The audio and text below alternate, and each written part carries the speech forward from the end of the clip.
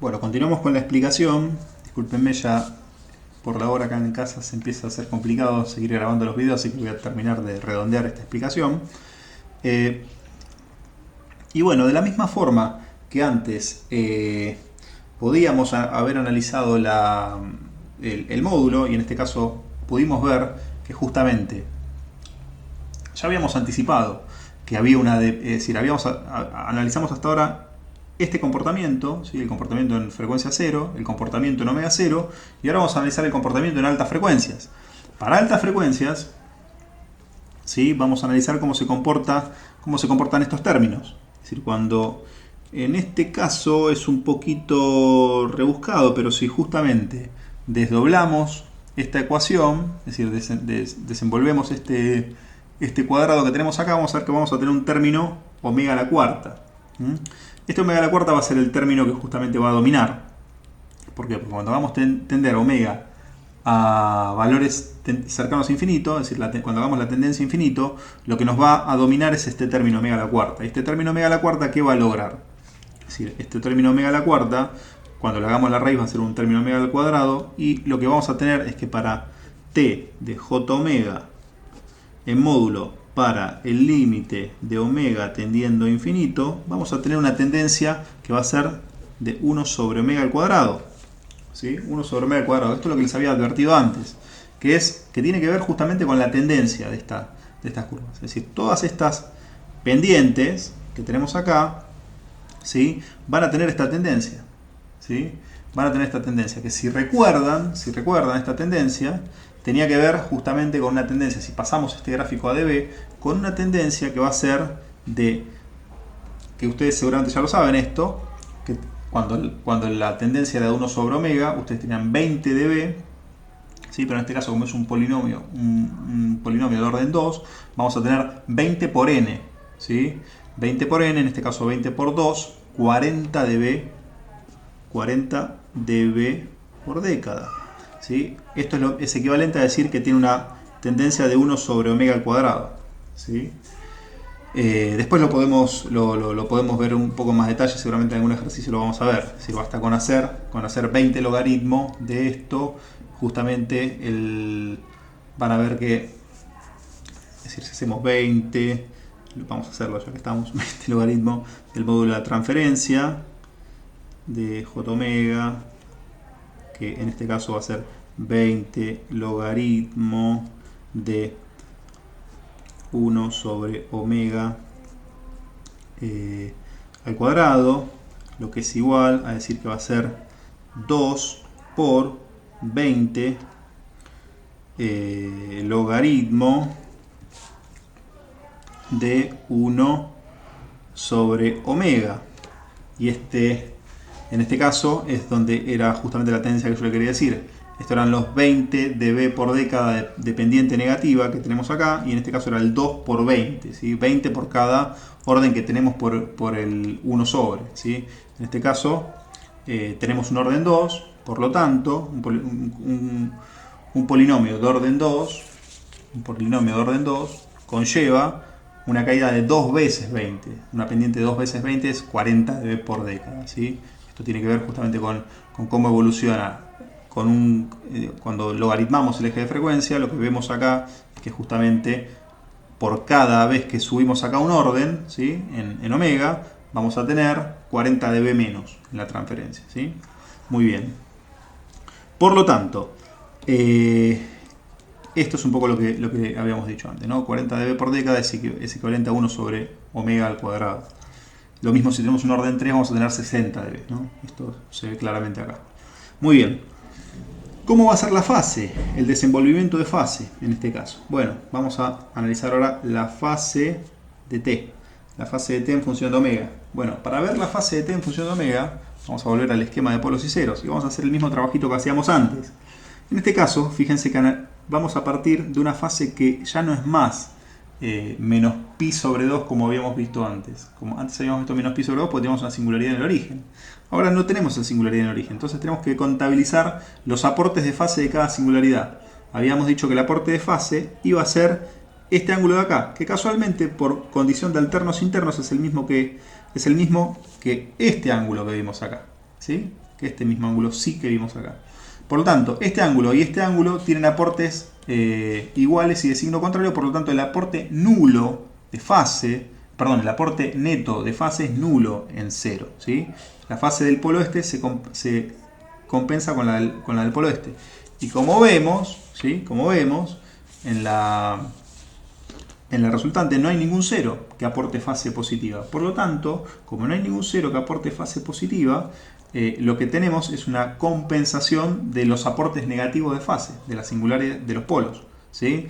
Por lo tanto, ¿qué vamos a tener en la fase? Vamos a tener una fase que arranca en 0. Y para poder decir dónde vamos a poner el 0, ¿sí? Con el del arranque que ya acabamos de ver, vamos a ver cómo se comporta a medida que vamos creciendo en frecuencias, para tener una idea de dónde poner, de cómo hacer este gráfico, ¿no? Yo acabo de dibujar solamente las coordenadas de ordenadas. Entonces, a medida que nos vamos un poquito para arriba, fíjense que la compensación, ¿sí? La compensación va a ser que justamente este ángulo, ¿sí? Que es negativo, se haga menos negativo. Y este ángulo, que es positivo, se haga más positivo. Por lo tanto, eso nos dice que justamente lo que va a estar pasando es que los polos van a empezar a aportar una fase cada vez más positiva, ¿sí? Por lo tanto, si los polos aportan cada vez fase más negativa, significa que el número que arranca en 0 se hace un aporte negativo. Recuerden que la expresión de fase, ¿sí? De t era el aporte de fase de los ceros menos el aporte de fase de los polos. Por lo tanto, si el aporte de fase de los polos se hace positivo, lo que significa es que el aporte neto de fase, es decir, el resultado neto de fase de una transferencia es negativo. Por lo tanto, me conviene hacer, como verán, el 0 ahí arriba. Es decir, las funciones parten de acá, en algún momento van a pasar por omega 0, ¿sí? Es decir, arrancan todas de 0, no tienen más remedio. Pero vamos a ver qué pasa, ¿sí? Porque ya vimos que justamente las singularidades estas pueden variar el Q. Y si hacemos un poquito de memoria, ¿sí?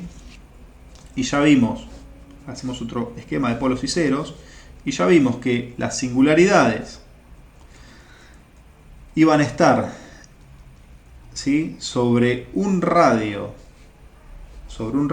omega 0, y vimos que el Q, que era el único parámetro del que hablamos hasta ahora, el Q podía variar y podía hacer que haya realce en la transferencia. ¿Qué implicaba que tengamos que tengamos Q más grandes? Si recuerdan, el Q era inversamente proporcional a la distancia, es decir, que si no varía omega 0, lo que estoy diciendo es que estas singularidades van a recorrer este lugar geométrico, ¿sí? Van a recorrer este lugar geométrico, el lugar geométrico radial, ¿sí? Dado por omega 0. Recuerden que omega 0 era el radio. Yo lo que quiero decirles es que si yo no modifico omega 0 es el mismo, es decir, 1 sobre LC es lo mismo.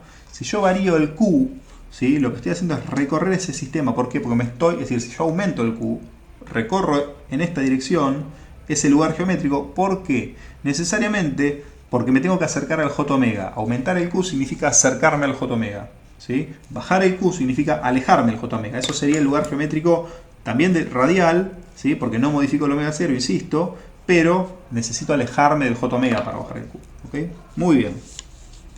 Por lo tanto, vamos a ver cómo afecta el Q a la transferencia, a la respuesta de fase, ¿sí? Entonces, vamos a agarrar para este caso, ¿sí? Entonces dijimos, la fase de este polo empieza a hacerse cada vez menos negativa. Por lo tanto, se hace cada vez más negativo el aporte de fase total. ¿Por qué? Porque el de este se hace cada vez más positivo. Y fíjense, el de este se va a hacer cada vez más positivo hasta llegar a pi sobre 2. Fíjense que este va a recorrer este ángulo, sí, hasta que este punto de evaluación sea tan grande, ¿sí? tan grande, que justamente este ángulo se hace pi sobre 2.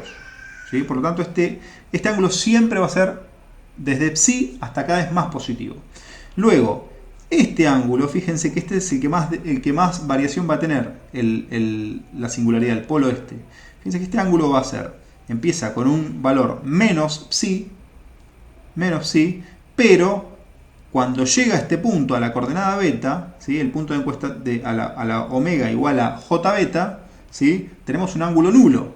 Y a partir de ahí el ángulo es positivo hasta llegar de nuevo a pi sobre 2, cuando este punto se hace, cuando la tendencia se hace muy arriba. Por tanto, el desenvolvimiento de ángulo de esta singularidad es mucho más grande que el de esta, ¿sí? Y fíjense que siempre el resultado total es negativo. ¿Por qué? Porque una vez que este empieza a desenvolver para arriba, fase, lo que sucede es que el aporte de fase nunca deja de ser negativa. Nunca deja de ser negativa. ¿Qué sucede? Vamos a ver puntos extremos para tener una idea. ¿Qué sucede cuando llegamos a omega tendiendo a infinito? Que vendría a ser algo parecido a este caso. Lo que vamos a observar es que esta singularidad, ya dijimos que tenía pi sobre 2 y esta también va a tener pi sobre 2. Por lo tanto vamos a tener menos pi sobre 2 y menos pi sobre 2 de nuevo. Perdón, menos pi sobre 2 y menos pi sobre 2 de nuevo. Es decir, que menos pi en total. Es decir, vamos a recorrer desde 0 hasta menos pi, ¿sí? Asintóticamente. ¿Y qué va a pasar en omega 0? Fíjense en omega 0.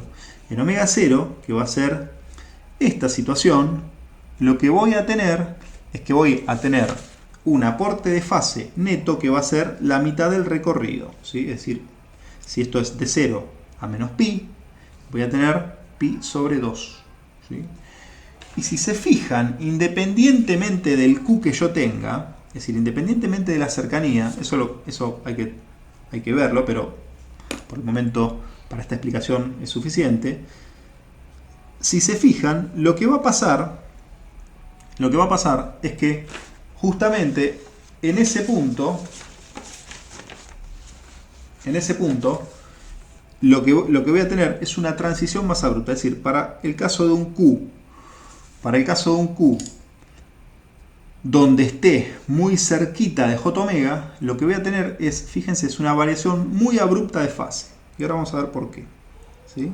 Muy abrupta de fase, ¿sí? Esto vendría a ser el color rojo acá arriba. Vamos a cambiarlo de color. Esto es el color rojo, ¿sí? Vamos a hacerlo de rojo para que se note. Esto es rojo, la más abrupta. Podríamos decir que la negra es una situación intermedia, ¿sí? Y vamos a decir que el azul, que es la que menos Q tiene, es la situación menos abrupta, ¿sí? Pero el recorrido de fase de las tres curvas va a ser siempre una S. En este caso es una S invertida, ¿sí? Es una S espejada, mejor dicho. Fíjense. ¿Por qué es esto? Bueno, si hacemos el mismo esquemita que antes, tal vez lo podemos hacer en un poco más grande, para que se vea bien, tal vez porque acá es importante ver los juegos de fase. Si nosotros tenemos esta singularidad, que podría ser una singularidad de un Q moderado, ¿sí? Fíjense que lo que importa siempre es cómo juega este ángulo, ¿sí? Este ángulo medido desde el punto de encuestamiento hasta un determinado punto del J omega, ¿sí? Estamos hablando de este ángulo, que podría ser un alfa 0. Y después, si probamos en esta situación, el ángulo este es nulo, pero si probamos en este otro punto de encuesta, este ángulo alfa 0 ahora es positivo, ¿sí? ¿Qué va a pasar si nosotros ahora aumentamos el Q? Si aumentamos el Q, la situación que vamos a tener es esta. Fíjense, una singularidad mucho más, es decir, sobre la misma circunferencia omega 0, pero mucho más cerca a J omega. Fíjense que ahora, en menos radianes, ¿sí? En menos radianes, que vamos a recorrer acá en el eje J omega, en muchos menos radianes, en un rango de frecuencias, de pulsaciones mucho más chico, vamos a recorrer muchos más radianes. Eso es lo que quiere decir que justamente tengamos una variación de fase más abrupta, ¿sí? Es decir, en menos radianes recorremos más. En menos radianes por segundo. Se confunde un poquito porque usamos las mismas unidades. En menos hertz, vamos a usar hertz acá, en menos hertz recorremos más radianes, ¿sí? Eso tiene que ver justamente con la pendiente de la curva. Y lógicamente, atravesamos el omega 0 con mucha más pendiente, ¿sí? Eso es lo que se puede ver acá. Vamos a presentar ahora unas simulaciones que tal vez ayudan a que estos gráficos los veamos de alguna forma un poco más prolija, ¿sí? Para eso nos vamos a valer en el próximo video que les voy a hacer de la herramienta de simulación de Python. Ya que estamos acá con la computadora, vamos a sacar provecho de eso y ver algunas simulaciones.